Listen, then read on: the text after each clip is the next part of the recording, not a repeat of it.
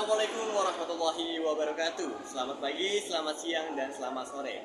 Perkenalkan, nama saya Pratista Arya Yuda Prasetya dari kelas 12D, dan di sini saya merupakan kelompok 7, yang dimana pada hari ini kita akan membahas mengenai pencemaran lingkungan.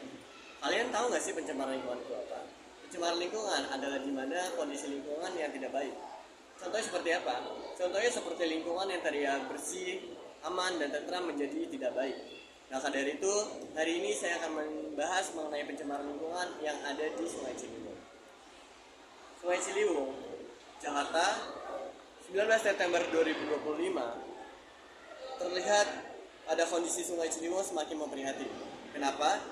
Berdasarkan laporan terbaru dari Dinas Lingkungan Hidup, dapat dikategorikan bahwasannya lingkungan tersebut merupakan kategori yang berat, dikarenakan masyarakat di lingkungan sana masih membuang sampah sembarangan, kemudian limbah dari industri yang kemudian mereka tidak mengolah kembali sehingga mereka membuang dan mengotori lingkungan-lingkungan yang ada di sana. Dan menurut Kepala DLH atau Dinas Lingkungan Hidup, sekitar 70% warga di sekitar bantaran Ciliwung masih membuang sampah dan limbah cair langsung ke sungai yang mengakibatkan sungai-sungai yang di sana memiliki zat-zat yang tidak baik dan tidak ramah untuk diminum dan lain sebagainya. Nah, selanjutnya yang tadi kita dengar dari paparan Arya, selanjutnya itu ada faktor penyebab. Nah, limbah rumah tangga. Pertama itu limbah rumah tangga, air cucian, deterjen, sampah organik, dan plastik. Dan selanjutnya itu limbah industri, sisa bahan kimia, dan logam berat dari pabrik.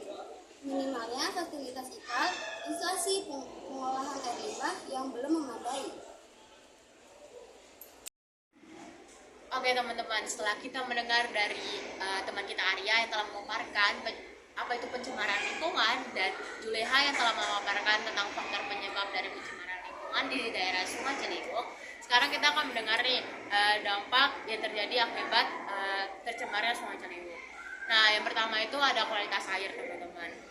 Yang kedua ada karena kualitas air yang memburuk, akibatnya banyak hewan yang di dalam sungai tersebut menjadi mati.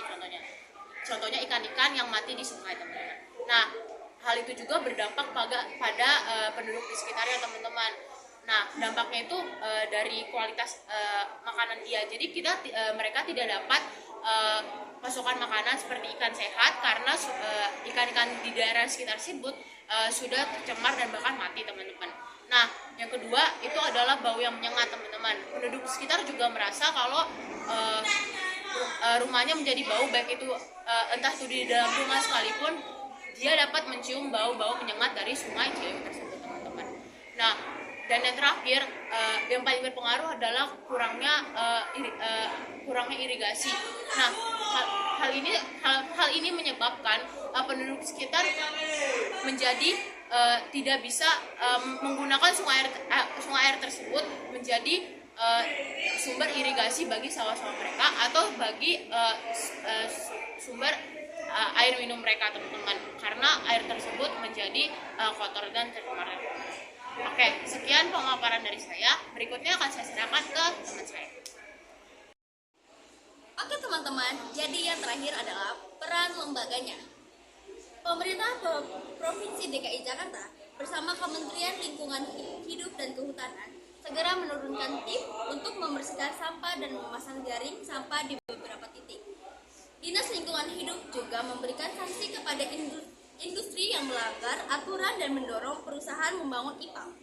Lembaga swadaya masyarakat atau LSM seperti WAHLI turut mengadakan kampanye penyadaran masyarakat untuk mengurangi sampah rumah tangga dan mengelola limbah secara mandiri. Oke, dadah!